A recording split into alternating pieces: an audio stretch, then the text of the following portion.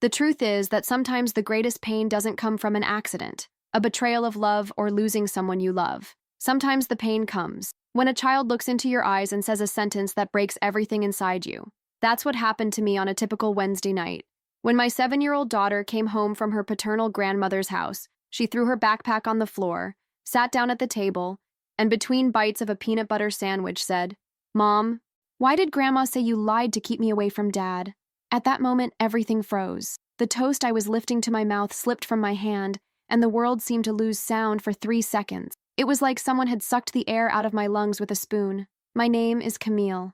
I'm 34 years old, an elementary school teacher in Seattle, and until that day, I prided myself on building a stable life for my daughter, even after the most painful divorce anyone could imagine. But now there was something much more serious going on, and it came from the same family that swore to hate me for destroying an innocent man. It's hard to write this, because for a long time I blamed myself. I wondered if I had overreacted, if I had been hasty, if taking my daughter's father away from me, even with everything he had done to me, had been the best decision. But when she asked me that question, I realized that my daughter was being poisoned, and if I did nothing, she would grow up thinking that I was the villain of the story, and he, the wronged martyr. But there was one thing his mother didn't know, something that my ex-husband himself never imagined I had kept: a recording. A single recording hidden in an old cell phone, inside a shoebox, at the back of the closet. And she was the one who was going to change everything. But before I tell you what I did with it, you need to understand how I got there. Because behind a simple, "Why did Grandma say that?" was a story of pain, manipulation, psychological abuse, and a truth so brutal that no grandmother should ever hide it from her own granddaughter. This is the story of how I almost lost my daughter, and what I did to make sure it never happened again. The first time I suspected something was wrong was when my daughter Lily started coming home from her grandmother's house far away. It was subtle. She would sit quietly in the car, stare out the window, and sometimes ask random questions like, "Mom, is it true that you didn't let Dad see me because you were mad at him?" I took a deep breath, tried to smile, and always said something like, "Mommy just wants to protect you, my love. Everything I do is to make you feel safe." But the truth is, inside, I was screaming. Because the woman who filled my daughter's head with lies today was the same woman who, years ago, slammed the door in my face when I went to ask for help. My ex-husband's mother, Lorraine, always hated me.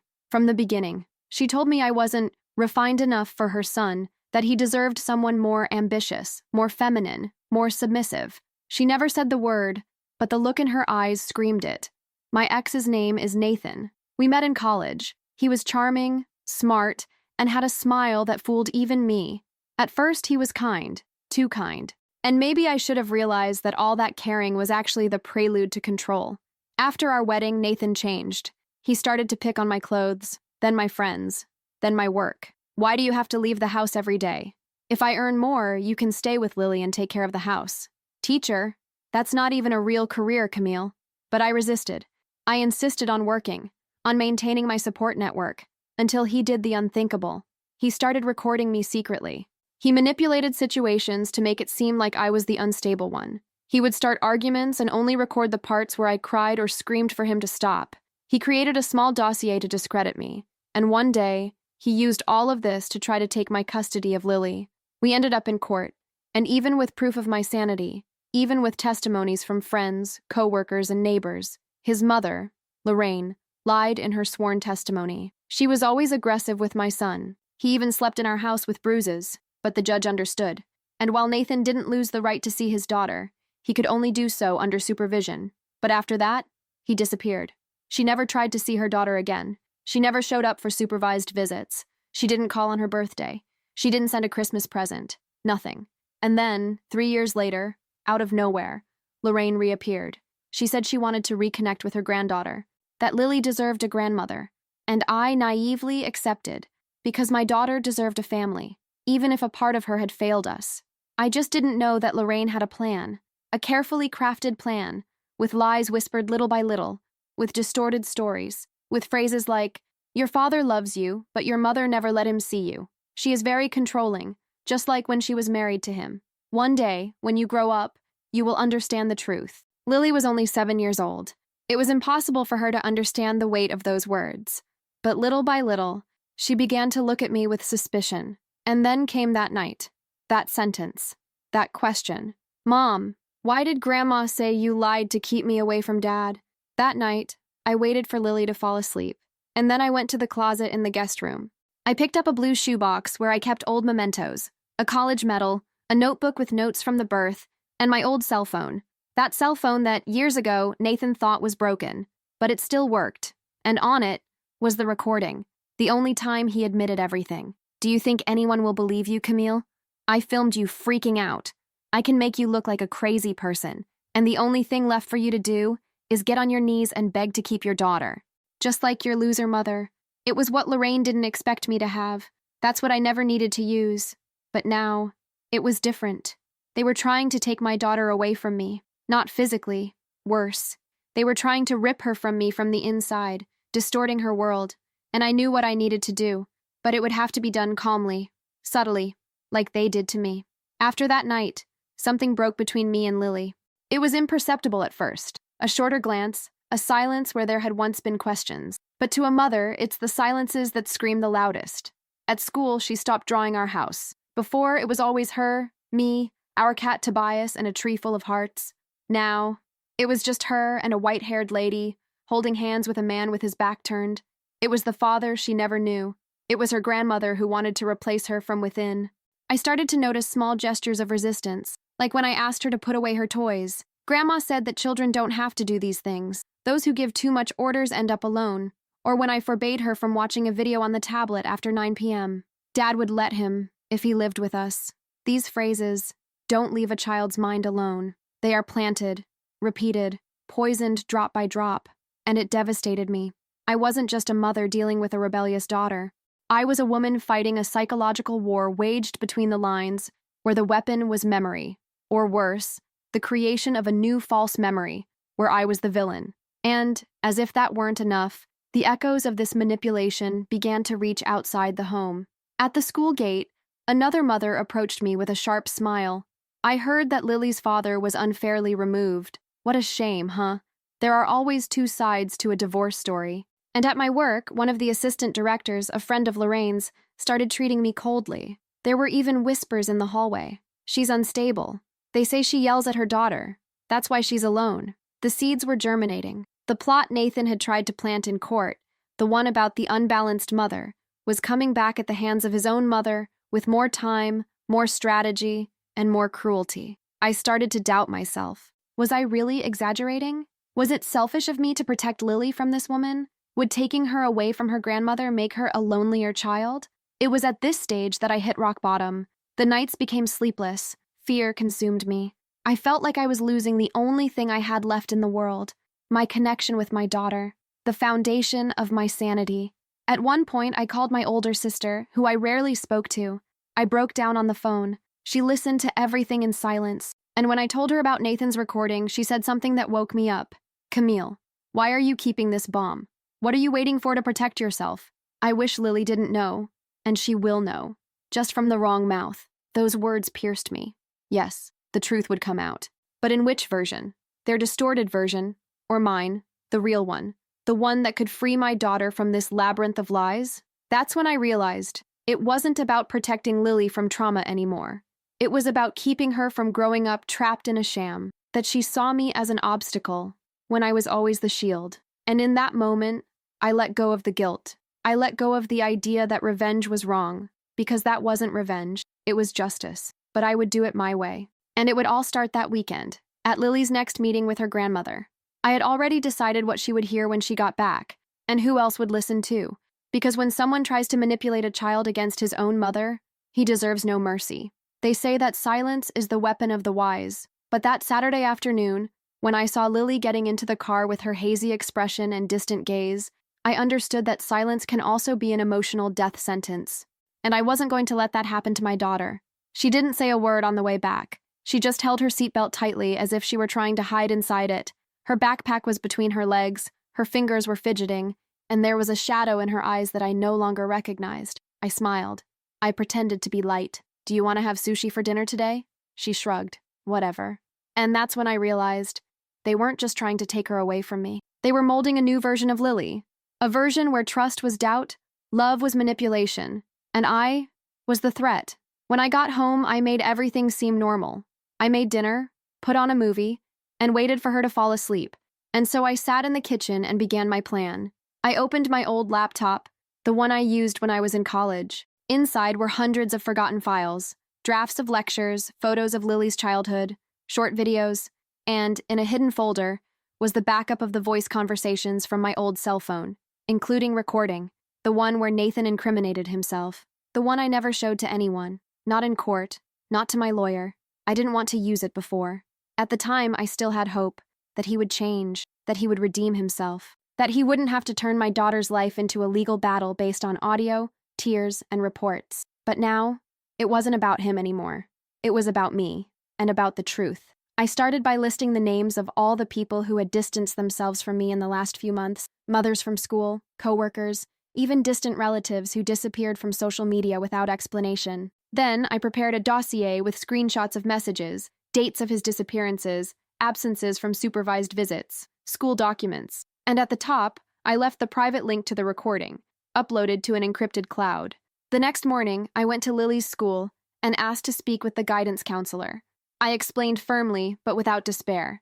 I showed her that there was a campaign of psychological manipulation going on. She listened to me, and she gave me some advice that changed my course.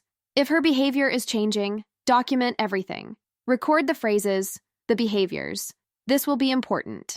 I returned home determined, and so I bought a small, keychain-shaped spy device with automatic audio recording, discreet, harmless, and with that, I began the second phase. Because, yes, Lily would still go to her grandmother's house, for now, but now, with more than just her backpack. The following Saturday, I sewed the keychain into the lining of her backpack, where Lorraine would never notice, and when she came back, unlike the previous weeks, I didn't interrogate her. I didn't force smiles. I just went into her room when she was asleep, took out the keychain with shaking hands, and connected it to my laptop. The audios were there. First few minutes, car noises, Lily playing, then voices, Adele Lorraine, cold, smiling, velvety like poison in a teacup. Your father cries every night, you know? Because of you. One day, when you grow up, you'll understand. Your mother was always unbalanced. She even tried to stop him from working. Did you know she yelled at him in front of the neighbors? I was stunned. The blood boiled in my veins. But there was something worse. In Nathan's voice. He was there. He reappeared. Daughter, you don't even remember me, do you? It's your mother's fault. But we're going to fix this. We're going to get you away from her. At that moment, the truth became clear as broken crystal. They were laying the groundwork for something bigger. Maybe even for a custody dispute. Or worse, to make Lily choose between me and them. And I wasn't going to allow it. No more. That night, I sent the audios to my old lawyer with the following message. Remember that cold case? It's time to open Pandora's box.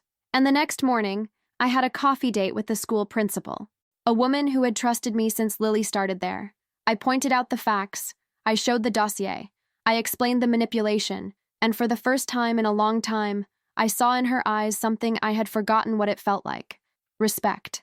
I'll help you, Camille, but you need to be ready for impact. This isn't going to be pretty. I never wanted war, I replied, but they declared it, and I'm just defending myself. And so it began.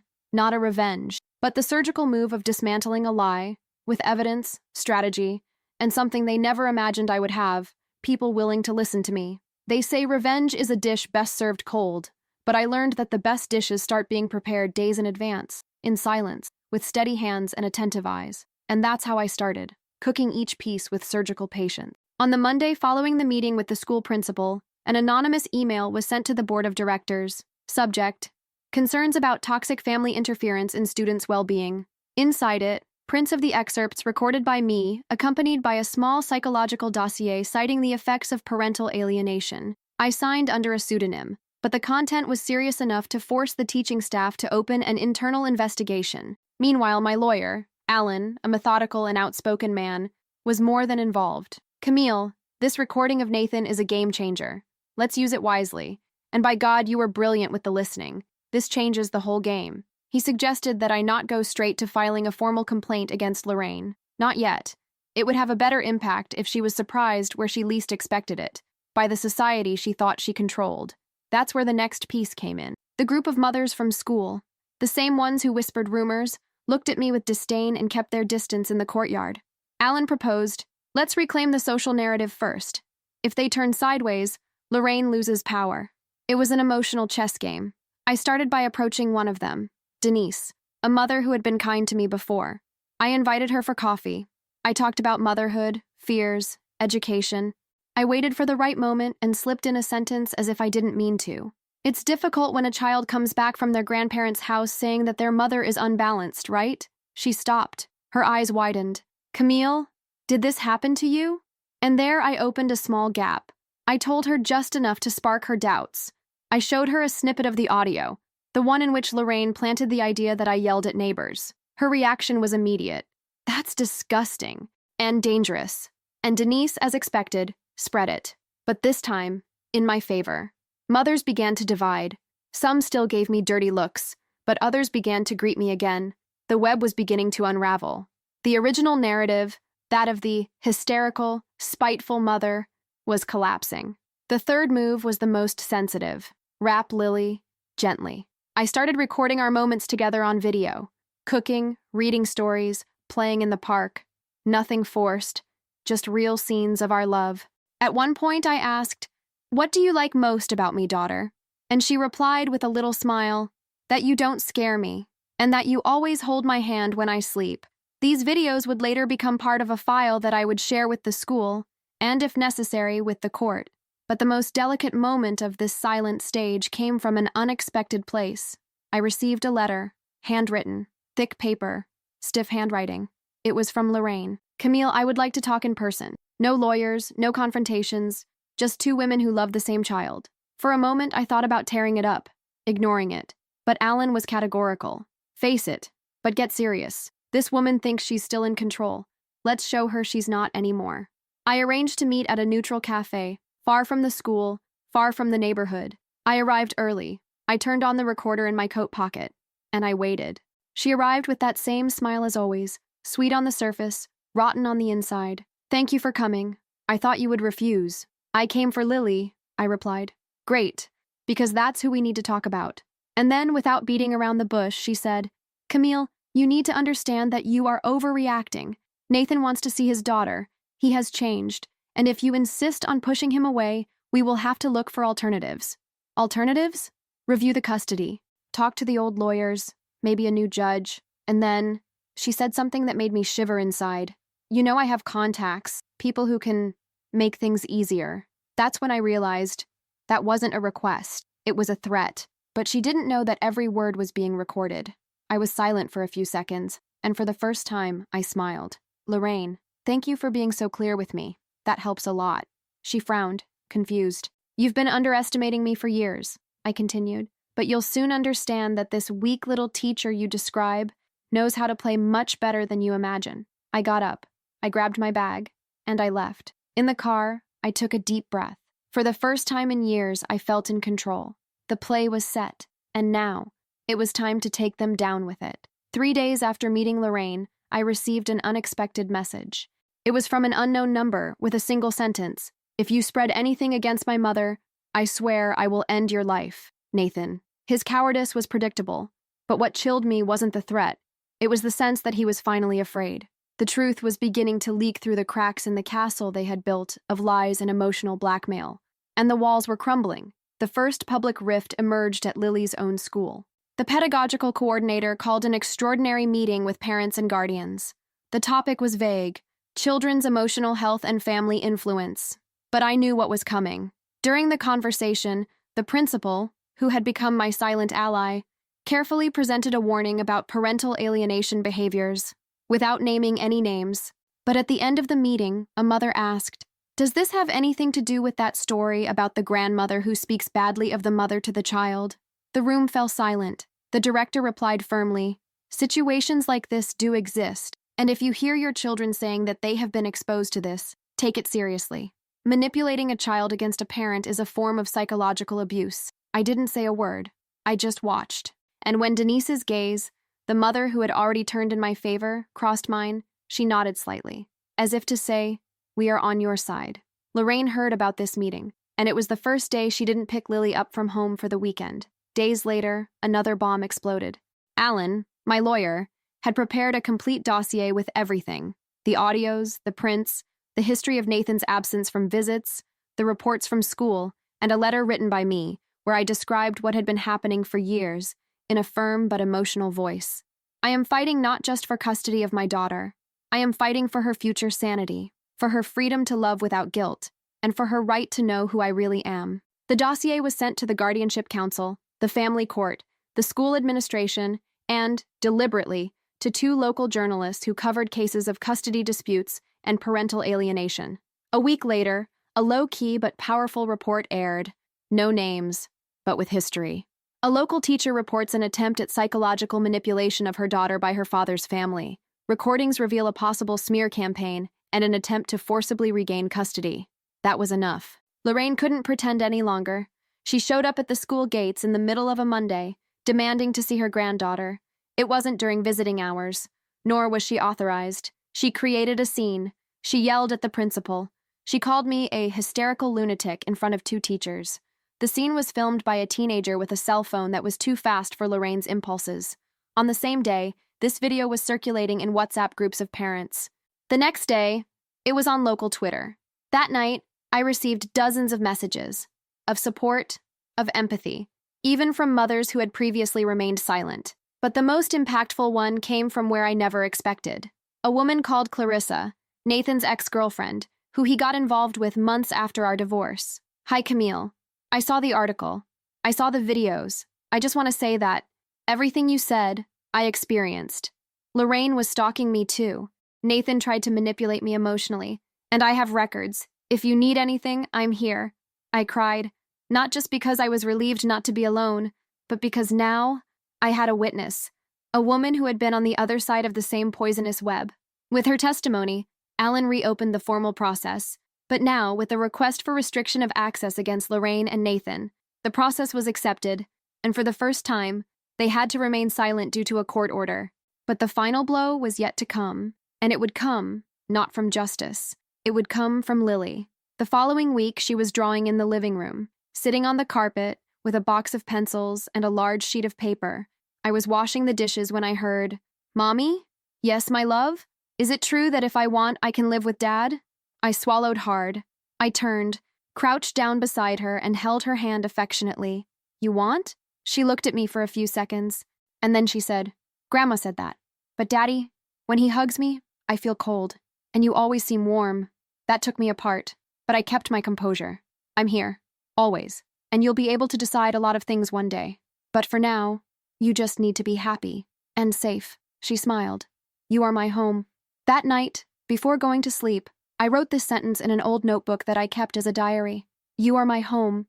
And then I knew the war was not over yet, but I was already winning, because the truth had ceased to be a secret, and the lie had nowhere left to hide. Judgment Day arrived with a sky so gray it looked painted to order. It was as if even the weather knew that something heavy, decisive, and irreversible was about to happen. I sat on the wooden bench in courtroom 403 of Seattle Family Court, my palms sweating inside my coat. To my left, Alan stared at his phone, reviewing files. To my right, an empty space that symbolically represented all the years I had struggled alone, until Lorraine walked in high heels, a dark dress, impeccable makeup, and a Bible in her hand. As always, using the image of a good Christian as armor. And right behind, Nathan. Rented suit, overly styled hair, and the same expression as always. That of a man who has lived a lie for so long that he has forgotten where it began. But this time, there was something different about me. I wasn't afraid. I was ready. The judge, a skeptical and attentive middle-aged man, began the session by asking for the case documents. Alan stood up and spoke with the serenity of someone who knows every comma of the case. "Your Honor, we are here not only to reaffirm the custody rights of the minor's mother, but to protect this child from a cycle of manipulation and psychological coercion that has been intensifying in recent months." And then, the presentation of the main evidence began. Alan turned on his laptop, connected it to the court audio system, and with a click, Lorraine's voice echoed through the room. "You know I have contacts, people who can make things easier." Then, Nathan's voice. "If you spread anything against my mother, I swear I will end your life." The judge raised his eyebrows. Lorraine went pale. Nathan shifted in his seat, but Alan didn't stop. "The recording is legitimate. recorded with the plaintiff's own authorization, without invasion of privacy. Here we also have excerpts where Lorraine advises the minor to distrust her mother and to promise secrecy. This is, in practice, parental alienation. Next, Alan designed a second document, Clarissa's testimony. She detailed Nathan's behaviors, Lorraine's passive attacks, and how both had forced her to have an abortion after veiled threats of not being accepted by the family. The judge was silent for long seconds. Then he turned to Lorraine. "Do you wish to speak?" She took a deep breath. She tried to smile. "Your Honor, this woman has been plotting against our family for years. She lies easily. She has always been unbalanced. Look, even her own husband ran away from her." The judge raised his hand. "Ms. Lorraine, don't forget where you are. Emotional attacks are no substitute for evidence, and so far, only one side has brought concrete evidence." It was at that moment that the final twist happened. The judge requested, based on the material provided by Alan, an investigation into the history of supervised visits, those that Nathan never appeared for, and the court clerk confirmed. In 3 years, the father did not attend any of the 17 scheduled visits. The last straw. The judge then took a deep breath and began to read the decision. Given the gravity of the facts presented, and considering the well-being of the minor, this court determines, Mrs. Camille maintains full custody of the minor. Mr. Nathan is barred from contacting his daughter for a minimum period of 2 years, subject to review. Ms. Lorraine is officially prohibited from approaching the minor or attempting to contact her by any means, under penalty of imprisonment for disobedience. The local prosecutor's office must assess possible criminal liability for attempted obstruction of justice and coercion. Silence. For the first time. Lorraine couldn't say a word. Nathan lowered his head, and that's when I saw it. I saw her. Not a loud, dramatic fall, but a moral fall. An internal collapse. The exact moment when someone realizes they've lost, that the mask has fallen, that control has slipped through their fingers, and there's no going back. When I left the courthouse, the sky had cleared. I swear. A shy ray of sunlight touched the sidewalk, like a signal. Lily was waiting for me outside, with my sister. She ran to me, hugged me, and said, "Mom, I knew it." "Did you know what, my love?" "That you would win. You always win." At that moment, I burst into tears. Not from pain, but of relief, of justice, of redemption. The local press discreetly reported the result. Clarissa kept in touch, and together we began to help other women trapped in webs like ours. But the best moment, the one that sealed my revenge once and for all, came weeks later. I received a message. It was a short video, filmed by an acquaintance. It showed Lorraine being escorted out of an important social gathering, the Women's Christian Community League. She screamed, "I'm innocent. This is a setup. This woman destroyed my family." And someone from the back replied, "No, Lorraine, you destroyed yourself. If there's one thing no one tells you about winning a war, it's that victory doesn't come with fireworks. She comes with silence, with peace, and with the distant noise of the ruins you left behind."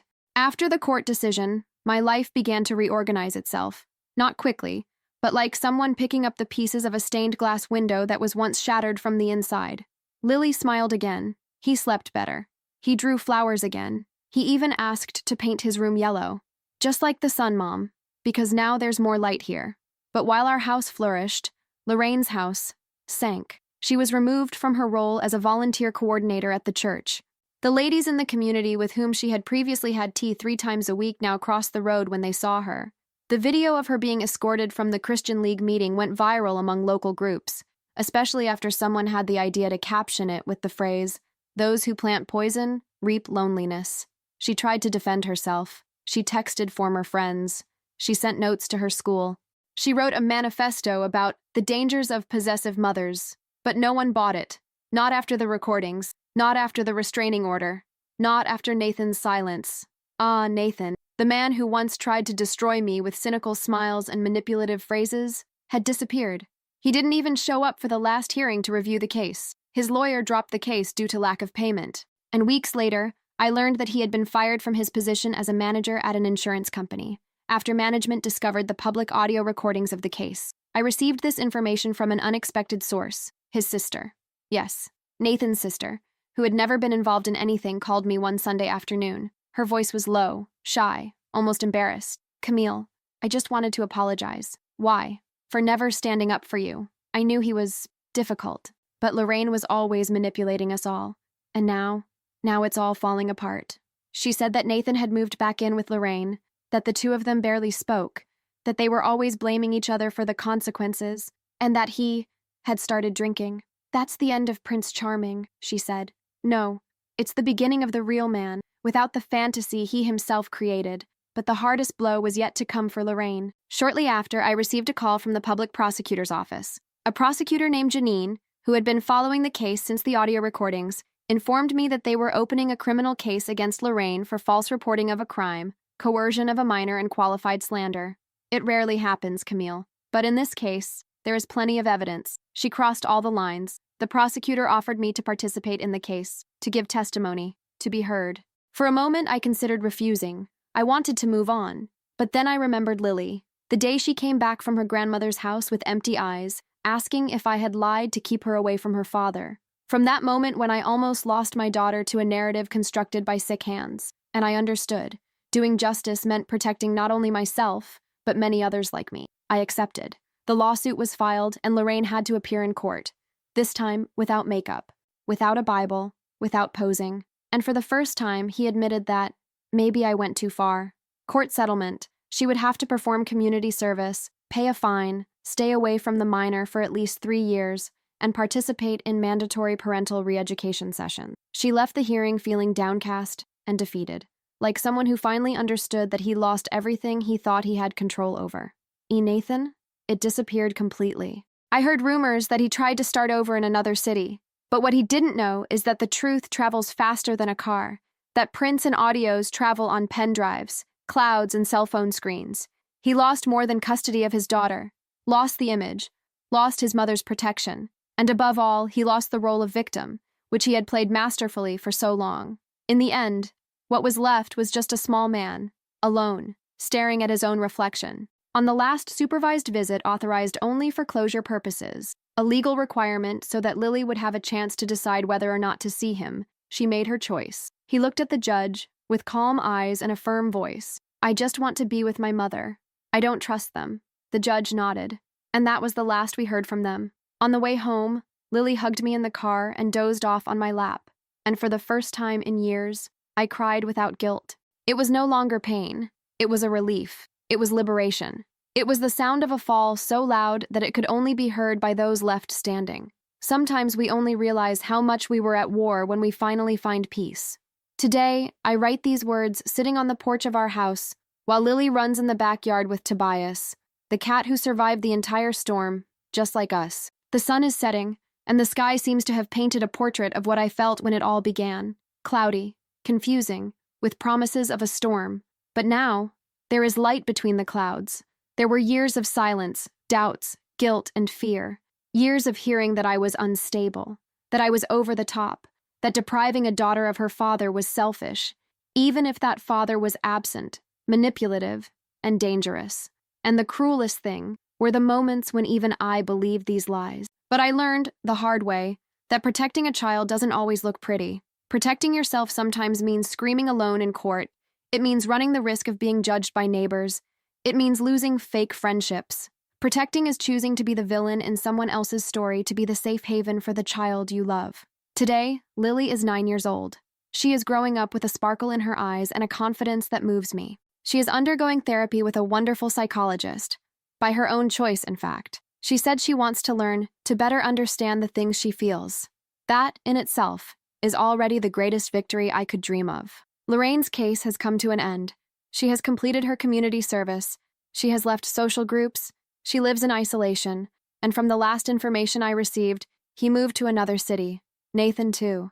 He tried to rebuild his life, but he carries the weight of his own shadow with him. I moved on. I returned to teaching with enthusiasm. I opened a small online channel about children's emotional education. And interestingly, I received messages from several mothers who had similar stories. Some told me even worse stories. Others just wanted to hear that they were not alone. That's when a project was born that is now an essential part of my new life. Nossas Vozes, an NGO that offers legal guidance and psychological support to mothers who are victims of parental alienation. I never thought my pain would become a bridge, but it did.